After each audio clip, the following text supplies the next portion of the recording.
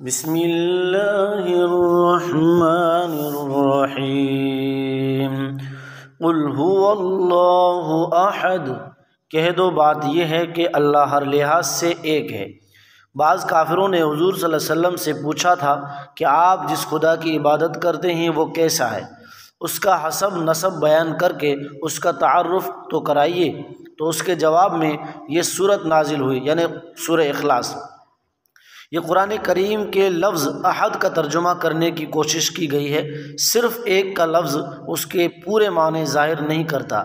ہر لحاظ سے ایک ہونے کا مطلب یہ ہے کہ اس کی ذات اس طرح ایک ہے کہ اس کے نہ اجزاء ہیں نہ حصے ہیں، اور نہ اس کی صفات کسی اور میں پائی جاتی ہے۔ وہ اپنی ذات میں بھی ایک ہے اور اپنی صفات میں بھی ایک ہے۔ اللہ الصمد، اللہ ہی ایسا ہے کہ سب اس کے محتاج ہیں، وہ کسی کا محتاج نہیں۔ یہ قرآن کریم کے لفظ الصمد کا ترجمہ کیا گیا ہے۔ اس لفظ کا مفہوم بھی اردو کے کسی ایک لفظ سے ادا نہیں ہو سکتا۔ عربی میں صمد اس کو کہتے ہیں جس سے سب لوگ اپنی مشکلات میں مدد لینے کے لیے رجوع کرتے ہوں اور سب اس کے محتاج ہوں اور وہ خود کسی کا محتاج نہ ہو۔ عام طور سے اختصار کے پیش نظر اس لفظ کا ترجمہ بے نیاز کیا جاتا ہے، لیکن وہ اس کے صرف ایک پہلو کو ظاہر کرتا ہے کہ وہ کسی کا محتاج نہیں ہے، لیکن یہ پہلو اس میں نہیں آتا کہ سب اس کے محتاج ہیں۔ اس لیے یہاں ایک لفظ سے ترجمہ کرنے کے بجائے اس کا پورا مفہوم بیان کیا گیا ہے۔ لم یلد ولم یولد، نہ اس کی کوئی اولاد ہے اور نہ وہ کسی کی اولاد ہے۔ یہ ان لوگوں کی تردید ہے جو فرشتوں کو اللہ کی بیٹیاں کہتے تھے اور حضرت عیسیٰ یا حضرت عزیر علیہ السلام کو اللہ کا بیٹا قرار دیتے تھے۔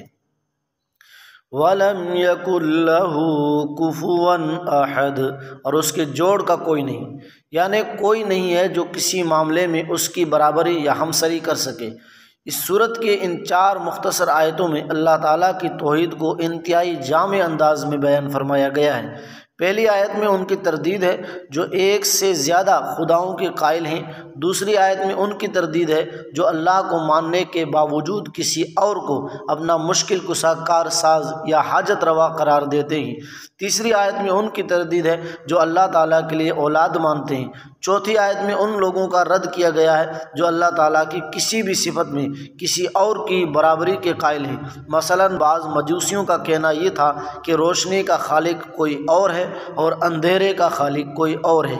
اسی طرح اس مختصر صورت نے شرک کی تمام صورتوں کو باطل قرار دے کر خالص توحید ثابت کی ہے۔ اس لیے اس صورت کو سورہ اخلاص کہا جاتا ہے، اور ایک صحیح حدیث میں اس کو قرآن کریم کا 1/3 حصہ قرار دیا گیا ہے، جس کی وجہ بظاہر یہ ہے کہ قرآن کریم نے بنیادی طور پر 3 عقیدوں پر زور دیا ہے: توحید، رسالت اور آخرت، اور اس صورت نے ان میں توحید کے عقیدے کی پوری وضاحت فرمائی ہے۔ اس صورت کی تلاوت کے بعد بھی احادیث میں بہت سارے فائدے آئے ہیں۔ آسان ترجمہ قرآن، حضرت مولانا مفتی تقی عثمانی صاحب۔